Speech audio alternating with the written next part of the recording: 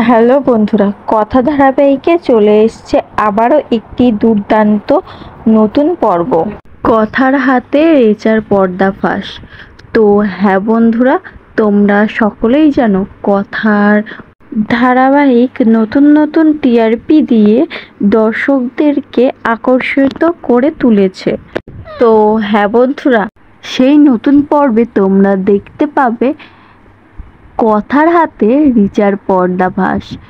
দোলযাত্রার দিন রিচা কথাকে মারার প্ল্যান করে, কিন্তু কথা আর অগ্নি মিলে রিচাকে ফাঁসিয়ে দেয়। সেই পর্বতে দেখা যায় রিচা ফায়ারফ্লাইয়ের বিষ রঙে মিশিয়ে দেয় এবং সেই রং ছড়িয়ে দেয়, আর মনে মনে বলে এবার হবে গুহবাড়ির প্রত্যেকে শেষ। ঠিক তখনই অগ্নি এবং কায়দা কানুনের দলগুলো মুখে মাস্ক পরে ধুনুচির ধোঁয়া চারিদিকে ছড়িয়ে দেয়, আর তখনই সকলে সুস্থ হয়ে যায়। রিচা তখন মনে মনে বলে, এ কি, এটা কি হচ্ছে? ধুনুচির ধোঁয়ায় সকলে সুস্থ হয়ে যাচ্ছে কিভাবে?